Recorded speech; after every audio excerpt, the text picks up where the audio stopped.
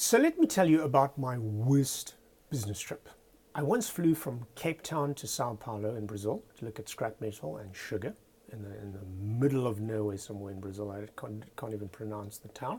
And then I flew from there to Dar es Salaam in Tanzania to look at two separate cashew nut transactions. And from there I went to New Delhi in India for a management meeting, scrap metal client. And then from there I went to a really remote town, really interesting remote town called Bhuj to look at a timber transaction. And the food was absolutely fantastic wherever we stayed, must say. All of that, 1 week. Now, I tell you this story to introduce to you the concept of a finance broker.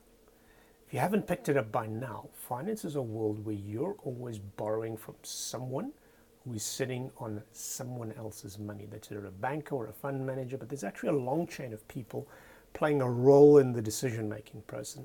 And at the bottom of that chain is normally some kind of introducing party called a finance broker.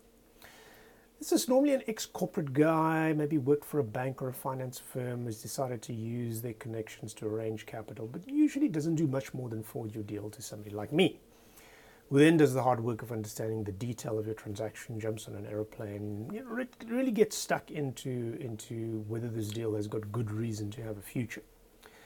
Now, don't get me wrong, a finance broker is not a bad person. It's not an unnecessary person. All those deals that I'm talking about, I got through a finance broker.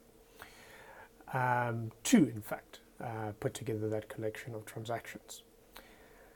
But they were both actually a lot smarter than me because none of those deals materialized. The whole trip was very interesting, but every single deal fell through.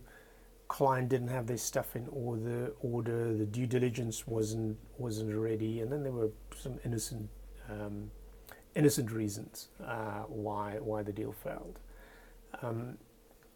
But it was a total waste of time, and the finance broker didn't have to do any of it. All he did was get in touch, stayed in touch with me for about a month after the trip, asked me how it went.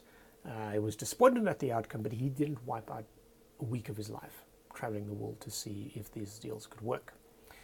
And that is actually where I saw the gap in terms of creating a short online course that can get anybody, even somebody without finance knowledge, to be at least as competent, probably more competent than the average finance broker, so that you can run with your own capital needs.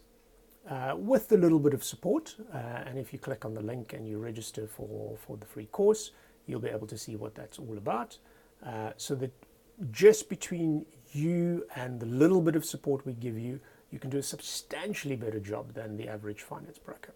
Thank you.